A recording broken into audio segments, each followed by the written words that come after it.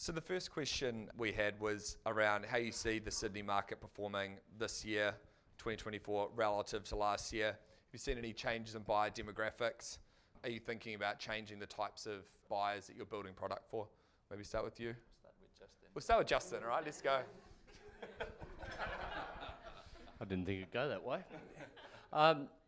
Look, I think if you look at the 2 years, they've both been relatively difficult years, and the purchasers are quite discerning out there. I think if we look at what is a new cohort or a new segment in the market, it really probably is the bank of mum and dad. They're now calling it the fifth bank of Australia, and I think there's something like $3 billion worth of investment that's been pushed through their SIP or their kids to help them in the market. And I think we're seeing a point where people's houses have been robust and people are comfortable with the robust nature of the house and the equity they've got, and they're thinking, well, I might as well help my kids versus leave it to when I pass away. And I think that's probably been the biggest change. But again, look, the market's tough. However, I think people are out there. They do have the confidence in Sydney more so than most states at the moment, and I think it'll continue. With that in mind, when the bank of mum and dad is there, it kind of provides, I guess, more access to capital. Does that change the way that you think about the type of stock that you're developing? For example, you can build bigger units or in different types of locations. Does it change things from a product standpoint, or is it more just about throughput and kind of unlocking that side? Well, I think it's generally in an affordable area, and I think what happens is that you get a lot of these people do purchase existing product, and then the people that sell that existing product then look at newer product, and I think it just is a supply chain that moves through. But obviously, you generally, it's sort of in that lower to mid part of the market. Ewan? Yeah, I mean, the last probably 3 or 4 years has been quite challenging, isn't it? Because construction cost has actually risen about 30-40%. At the same time, the buying capacity of people is actually coming down. But it's not just happening here, it's happening across the whole Asia. You're starting to think about the context where it's not just the interest rate that's going up, petrol price going up, cars going up, and then you got this ripple effect of the government is also struggling, and therefore they're chasing up money. So they're not doing what they used to do during the COVID-19 because they got to fund the 30-40% blow up of their costs. So you see, during the COVID-19, the government got to accelerate the whole growth. So, and now they're chasing every business out there, no longer about tax structured payment like they used to do in 2019. So they're chasing builders, they're chasing subcontractors. So you're starting to see the ripple effects of a lot of things across the world. Then you go across China, for instance. What used to be the biggest buyers of our development, the biggest buyers for our stock back in the 2013, I mean, I remember launching 100, well, we see an increase, rapid increase over 2012 when we launched, we did $30 million in one launch. Yeah, that was amazing. The next year is $100 million in a week, like just, yeah, that was good. 2014, that was Green Square, and no, that was Arc Building, and I launched it at $170 million in a single day. And we were also, the year after 2015, I launched Green Square Infinity, $380 million in just 5 hours. And then it goes to $3 million in Waterfall, and then it goes down in 2018 to $40 million in a single launch, right?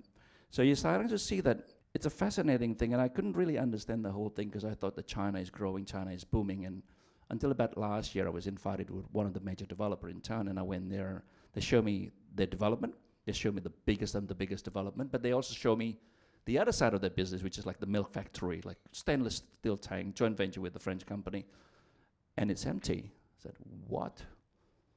Wow, you just invested $100 million here and it's empty. The shop is empty, and they show me the the meat factory also in China, big factory, the best of the best meat that I've probably tasted. It was just high standard, but it's also empty. There's no truck delivery there. And of course now we learn that the whole growth of the China growth that also fit into us is simply because the migration of almost half a billion people in 20 years. From the 1998, right? And do you think that, is there some kind of trigger or something that needs to happen in order for the Asian buyer to come back at the scale that we saw, say, 10 years ago? I don't think that's going to be the same way like before. I think it's going to take a few years because they all are losing money. Developers are collapsing in China. So therefore, it's not just about product response, it's the way that we also market the product that has to change.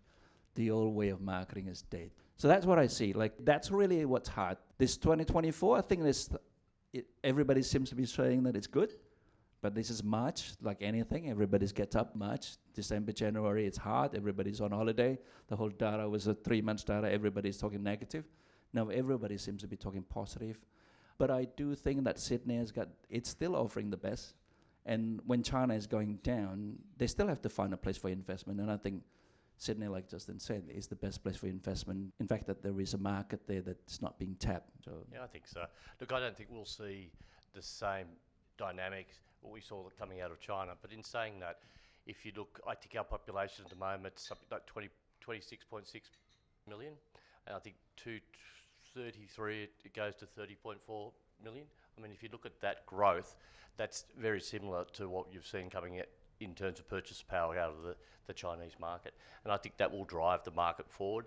And if we continue to have an undersupply of product, I think at the moment our projections are there was 14,000 apartments will get built per year in New South Wales, where the demand is 33,000 until 2028 every year. I mean, it just is a compounding problem. And there will come a day in each cycle it happens that the market turns and that investment grade product will come through. And I think the next cycle will be mum and dads coming through that are existing here. The local mums and dads.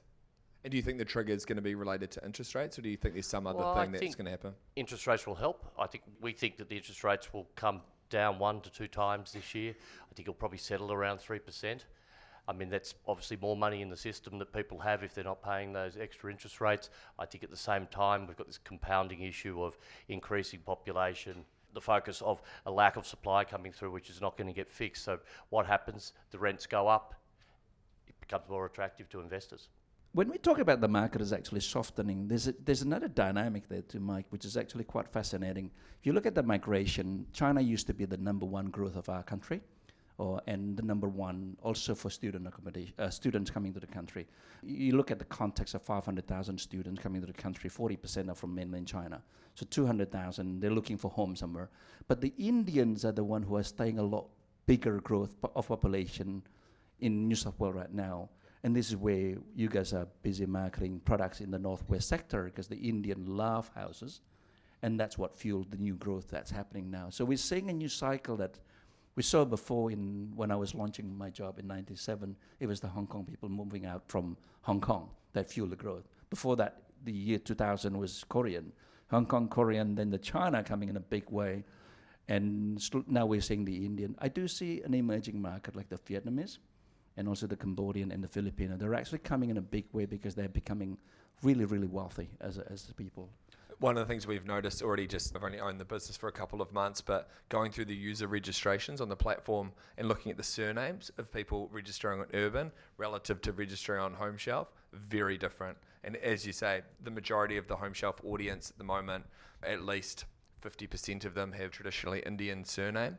And I wonder whether for some of the state governments where they have the 70% urbanisation, 30% greenfield-based housing growth strategy, whether incoming population, whether that's going to kind of work. I think it may be a challenge in Melbourne. I think those kind of consumer preferences are going to need to either change, or the government's going to need to change their perspective in terms of the strictness of the 70-30 kind of ratio. And I don't know how that fits in for the Sydney market, given there's not much land. Well, I think we've seen, and I think David's the best person to actually articulate this when he comes up a little later, but with interest rates rising, the lack of house and land product that's out there, it's pushed the purchasers, which predominantly in the Northwest is the Indian purchasers, into buying those 2-bedroom apartments in effect that they can afford. And I mean, that's just the nature of the market. And I think, well, David, you're the best to actually... This? I've heard you say something else. Anyway. No, we are. We're selling, Northwest, we're selling sort of 30 to 40% of our sales into Indian buyers. And if you went back 10 years ago, they only ever bought house and land or townhouses. They look at the apartment thing, no, we'll buy a larger house and we want land. The other things we're seeing is we're not working in Parramatta, we're doing some research there, is that the amount of Indians that are buying now quality apartments in that market has equally increased again. So I think that's a market, as you say, you'll grow and grow, and particularly with the difference in house prices to apartment prices, will start to push more younger Indian families into apartments, or I say, cost of living on.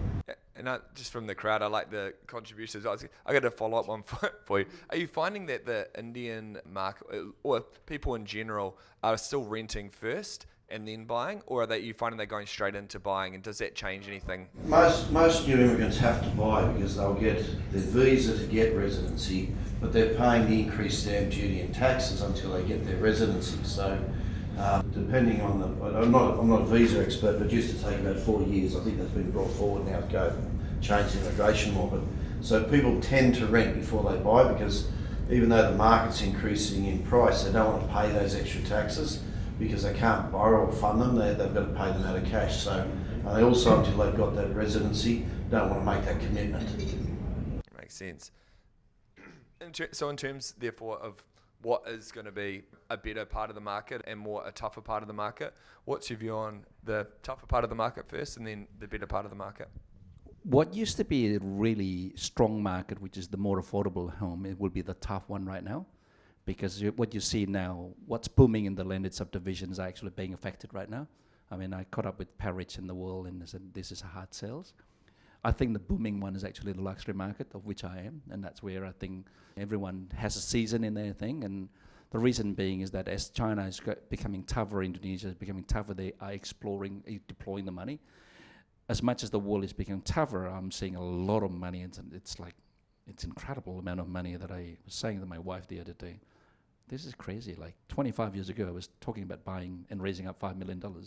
Today, I'm talking to them about buying $500 million building, one entire building. And I said, you guys, mate, you do 100, right? You're 200.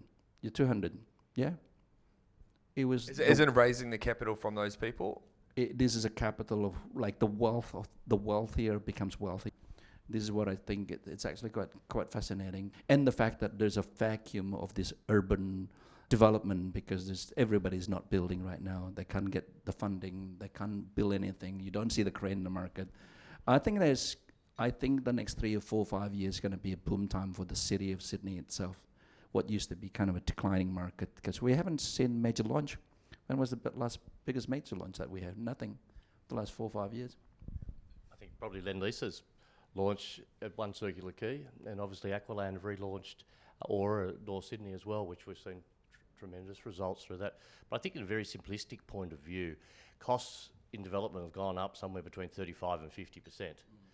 The premium end of the market has been able to absorb a fair amount of that because we've seen the strength in people's premium homes. The investment market hasn't been able to absorb it. So in the middle ring, unless you can achieve over $16,000 a square metre, you effectively can't build product.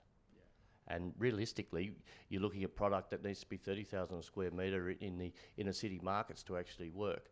But David and I were looking at something the other day, and if you look at the Lower North Shore, we analysed the product, and if you look back 2.5 years, an average of all the developments that we looked at, 4 years, 8.9% increase annually. And I mean, if you didn't have that increase, you can't afford to build this product. And then if you think about the investment grade product, it can't afford, and that's why we have such a lack of supply. In terms of when you're doing your DD and assessing a FISO to buy a site, has that process changed at all? And like how much more speculation do you need to have in terms of those input numbers when everything's kind of moving around as much as it is? I think you need to be brave. At the moment, it's not for the faint-hearted. Look, I think you've got to pick markets that you have limited competition. That is I think, the simplest thing. And time is either your enemy or your best friend. And so what we could achieve in 12 months now takes you 2 years. If you think about it, it takes longer to get a DA, it takes longer to get CC, it takes longer to get your pre-sales, it takes longer to build it. So you need time, otherwise you get caught. Does that change the capital stack and the types of funding and all the things that kind of go with that?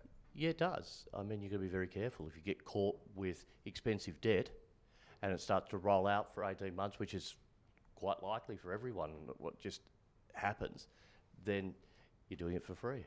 You become a non-for-profit group, which tends to be quite a lot of us.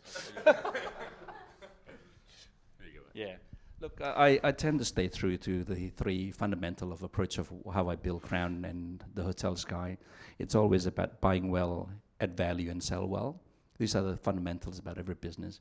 I don't buy anything unless I believe I'm going to make a lot of money out of it. So location-wise, it's almost saying 1,000 no to one deal. So sometimes it takes me about 1.5 years to find one deal. That one deal is everything that you need to. Instead of I don't operate on a 20% IRR return. I'm operating on 100 to 200% IRR. Unless I get That must be nice. 100% IRR. What's up? And then you have to know that you can add value to it. So I stay true to what I'm really good at. Really, I am an urban developer. I tap into the tipping point of how people are moving into the urban density area. We're in that tipping point, so I stay true to my urban resort developer. I grew up in the jungle of Kalimantan, so water, trees, nature is part of my life. I stay true to my strength, which is really the strong local area, strong overseas investors, and strong student market. So I don't develop outside 30 minutes away from Sydney. The furthest that I'd go for, it's Parramatta, because I want to tap into because of the scale that I do. Like I do 400-500 million, $1 billion job. That's a 400-500 units a job, right? The only buyers that can do that is the overseas buyers. But if you do 20 units, 5 units, you can do it in Bronte, Coogee, and the like. The third thing is actually I stay true to selling well. So I do invest on branding, I do invest on marketing, I do create brand follower. I have a One Circle program that when you buy into One Global Capital or Crown or Sky, you're not buying a unit, not a rate per square meter, you're buying a community. So I tap into the Indian of the North, the 800,000, I tap the Indian of the $1 to $2 million because the doctors have $1 million income, one person, two couple, $1 million. They don't negotiate with me. And so, when we're the capital stack's changing because the amount of risk is changing, which kind of should have fundamental differences in relation to the volume of developers there were versus are versus probably going to be in the future.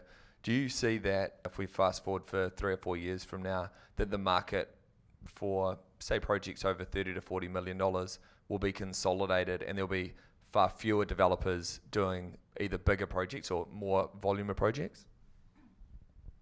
I think you're right there. I think if we look back, back in the late 90s and early 2000s, pre-sales, you were lucky to get 10% off to start your project.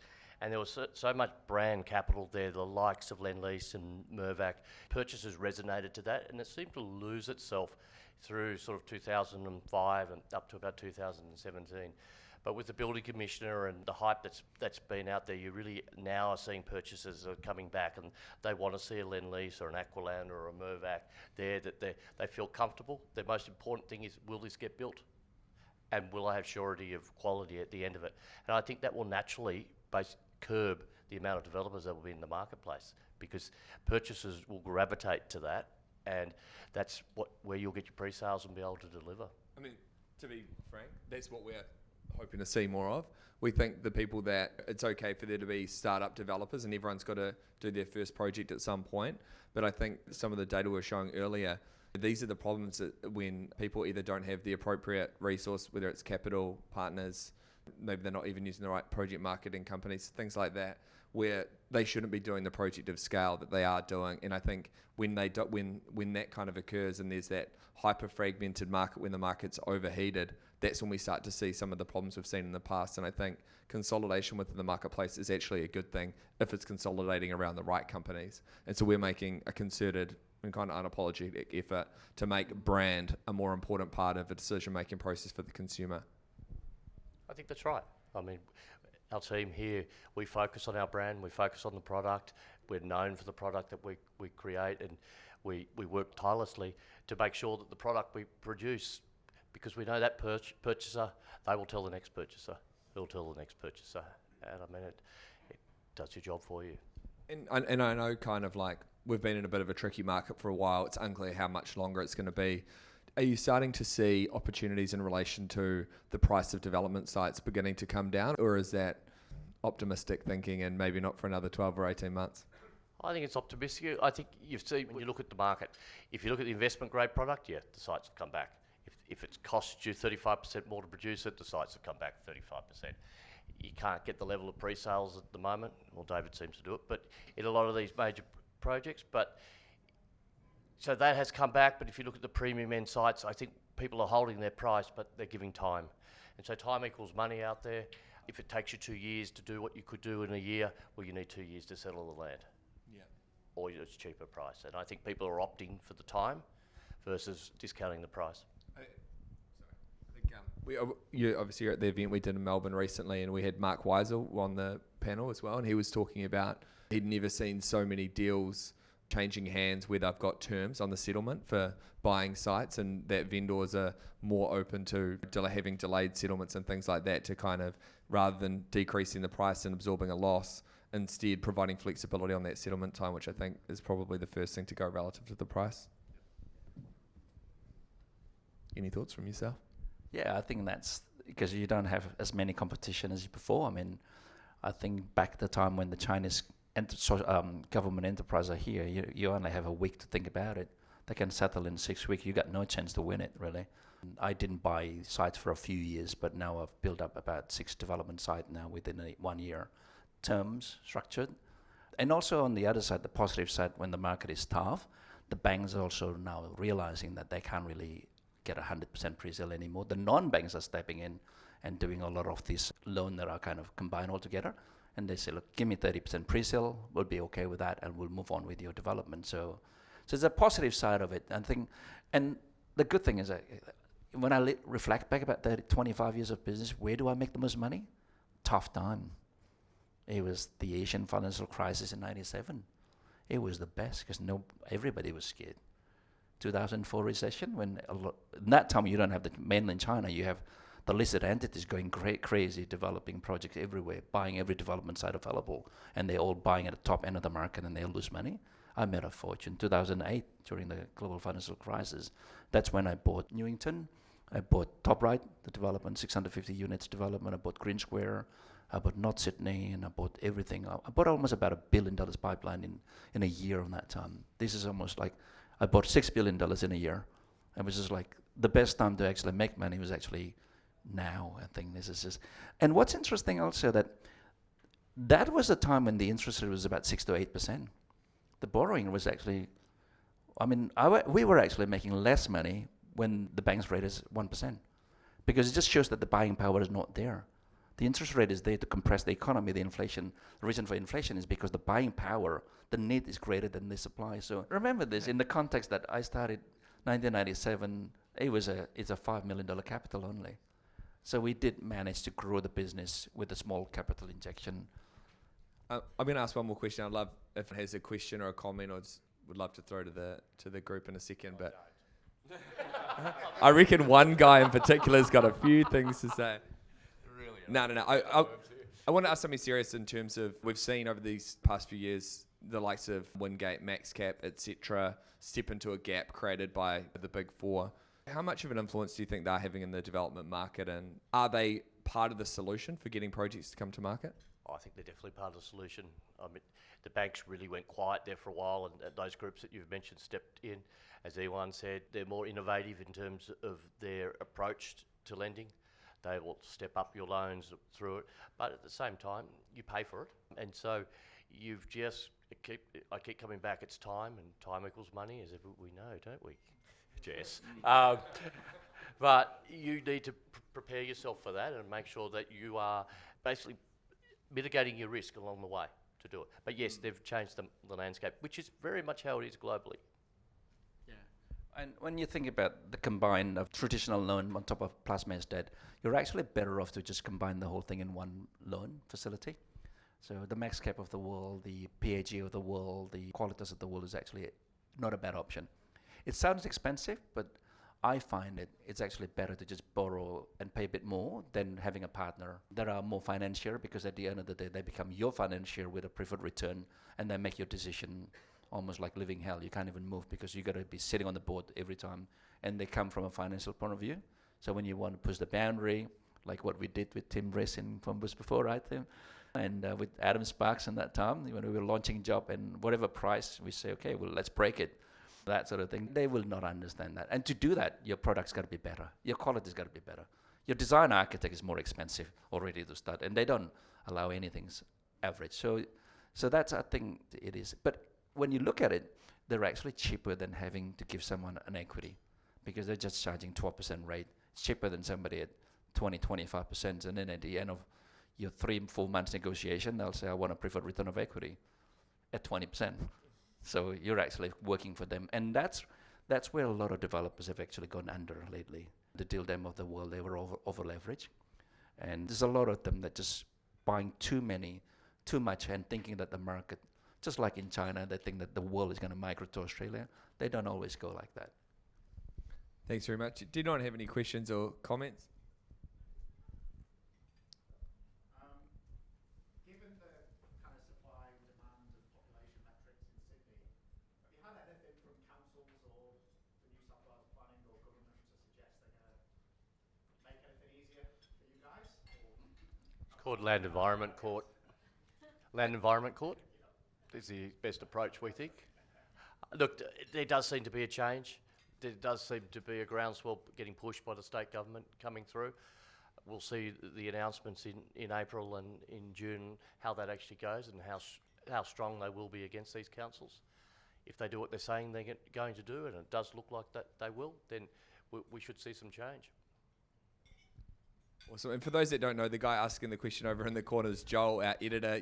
Probably heaps of you guys have spoken to him in the past on the phone or via email, so feel free to go introduce yourselves. We're going to take a short break, have some food, and then we're going to hear from Dave and Mei Ling next up. Thank you. Cheers, guys.